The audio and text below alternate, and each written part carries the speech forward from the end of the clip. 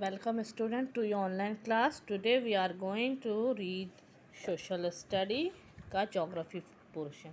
Chapter number 13 of a changing earth यानी हमारी बदलती पृथ्वी. Earth movements यानी पृथ्वी की चाल या गति. Constant changes have been constantly occurring in the crust of the earth. Some changes such as volcanic eruption or an earthquake are sudden. जो लगातार बदलाव है जो हमारी पृथ्वी पर हो रहे हैं वह सच है जैसे कौन कौन से ज्वालामुखी विस्फोट भूकंप हैं, ये सब अचानक से हो जाते हैं. The face of earth is also constantly being change by some external forces. जो पृथ्वी है वह निरंतर बदलती रहती है बाहरी ताकतों के कारण. These forces can be categorize into endogenetic and exogenetic. इसे किस चीज़ में विभाजित किया गया है, कैटेगराइज किया गया है? एंडोजेनेटिक यानी अंतर्जात बल और बाहरजात बल. Endogenetic forces arise from inside the earth while exogenetic force are natural forces such as rivers wind glacier and breast. जो एंडोजेनेटिक फोर्स है वो कहाँ से उत्पन्न होते हैं? पृथ्वी के अंदर से. और एक्सोजेनेटिक फोर्स है वो प्राकृतिक बल हैं जैसे नदियाँ हैं, विंड हवाएं हैं, हिमनद है, लहरें हैं. Originally the sediments on the crust were deposited horizontally. मौलिक रूप से जो सेडिमेंट्स है, तलछट हैं, वो क्या हैं? जमा हुए क्षैतिज हैं. In consequence of the slow changes that have been occurring. जो भी परिणाम हैं, ये धीरे धीरे जो बदलाव होते रहते हैं, ये जो घटने वाला रहता है वो है. The sediments underwent changes and are found tilted twisted bent and even broken. ये चेंजेस हैं जो, तो क्या होता है? ये झुके हुए, मुड़े हुए और टूटे हुए बाद में होते हैं. Many regions that were at one time at sea level.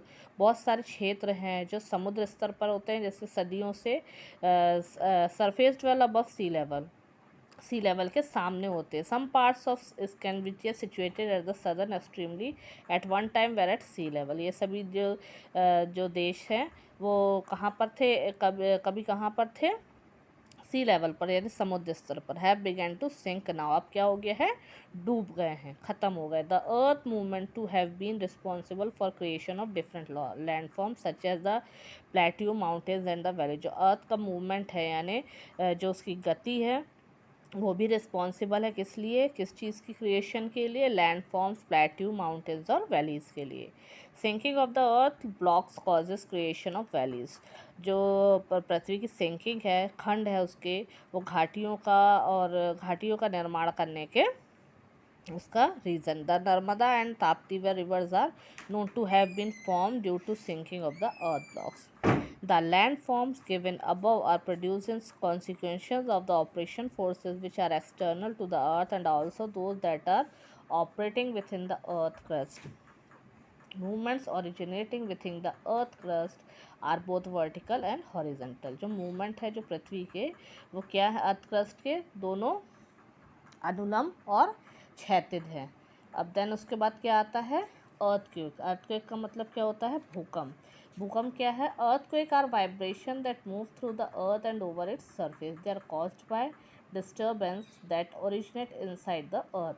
Earthquake क्या है? भूकंप क्या है? एक वाइब्रेशन है, कंपन है जो पृथ्वी और उसके सरफेस पर होती है. और ये किस वजह से होती है? जो they are caused by disturbance that originate inside the earth.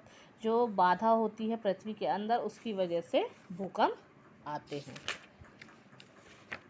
Then उसके बाद क्या आता है? मेजरमेंट ऑफ अर्थक्वेक यानी भूकंप का माप. The direction of movement of the earthquake waves and that passage at a particular point is recorded by an instrument called seismograph. जो डायरेक्शन है, मूवमेंट है अर्थक्वेक का, तो वो किस उससे नापा जाता है? लहरों का. उसका माप किससे नापा जाता है? विशेष बिंदु. Recorded by an instrument called seismograph. एक इंस्ट्रूमेंट है, उससे जिसे क्या नाम है जिसका? सीस्मोग्राफ. उससे हम नापते हैं. Richter scale is use to measure the power of an earthquake. जो रिक्टर स्केल है वो अर्थक्वेक का पावर नापने के लिए, भूकंप का पावर नापने के लिए कि कितने पॉइंट पे आया है.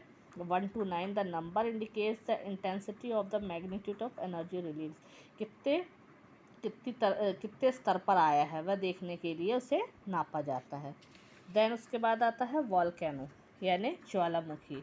Volcano is an opening in the earth crust through which molten rock and gases erupt from deep inside the earth.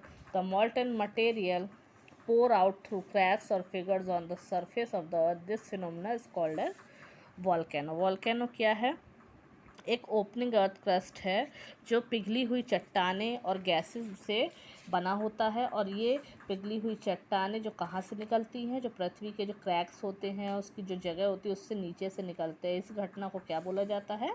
Volcano. Volcano कितने टाइप्स के होते हैं? 3 टाइप्स के, एक्टिव वॉल्केनो, डॉर्मेंट वॉल्केनो और एक्सटिंक्ट वॉल्केनो। देन उसके बाद क्या आता है? माउंटेन्स यानी पहाड़। Mountains are spectacular features that rise several 100 meters above the surrounded land. Mountains क्या है? फीचर्स हैं जो बहुत साल पहले बने हुए हैं और सराउंड करते हैं पूरे लैंड को। Above 600 metres, 600 metre. देन उसके बाद क्या आता है? कितने टाइप्स के होते हैं mountains? Young and old mountains, fold mountains, block mountains and residual mountains. 4 types के होते हैं। देन उसके बाद क्या आता है? Plateau.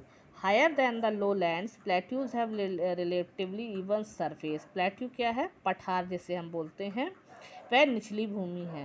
They are form due to an uplift of the crust. ये किसके द्वारा बने होते हैं? अपलिफ्ट ऑफ द क्रस्ट के द्वारा।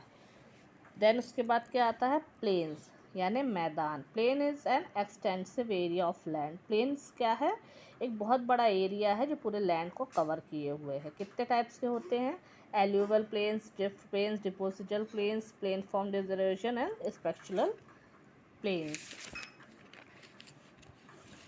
Then external process. External process यानी होता बाहरी प्रक्रियाएं। Weathering, erosion and deposition are called external process. अपरदन और निक्षेपण क्या है? एक बाहरी प्रक्रिया है ऑफ फॉर्मेशन ऑफ लैंडफॉर्म, भूमि रूप निर्माण के लिए। जिसका जैसे वेदरिंग एंड इरोजन यानी अपक्षय और क्षरण।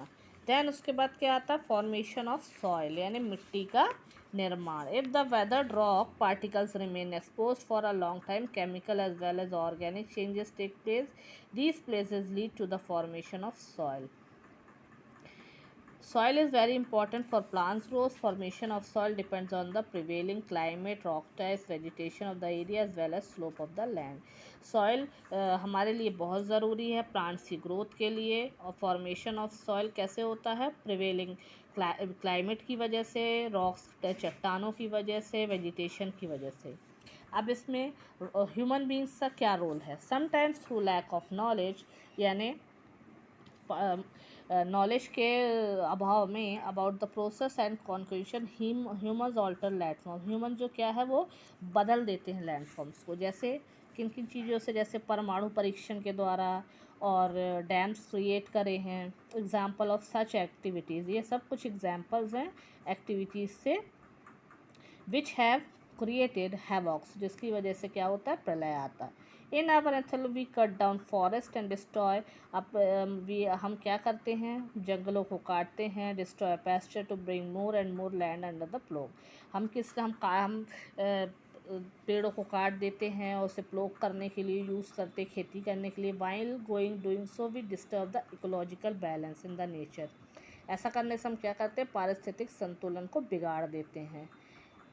Construction of road, buildings of cities and growth of industries disturb the whole environment. जो कंस्ट्रक्शन है रोड बनाना, बिल्डिंग बनाना, शहर बनाना, इंडस्ट्रीज़ की बढ़ोतरी, ये सब क्या करते हैं? पूरे वातावरण को अस्त व्यस्त कर देते हैं। ठीक है बेटा, ये आपका चैप्टर फिनिश होता है। इसे आप घर पे अच्छे से पढ़िएगा। Thank you.